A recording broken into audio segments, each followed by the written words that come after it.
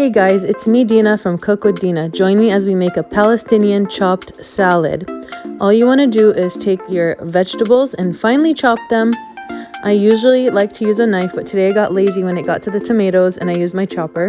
You can add any vegetables you want, but the base of a Palestinian chopped salad is tomatoes, onions, and cucumbers, parsley, olive oil, and lemon juice. I added some baby bell peppers today, some parsley, and I chopped a little bit of fresh lemon. But again, the recipe will be down below. I hope you guys make my recipe. It's super easy, so delicious. I'm serving it next to makluba today, which is a rice dish, and I'll be making a video for that very soon, so stay tuned for that. And yeah, I hope you guys try my recipe. Thanks for watching.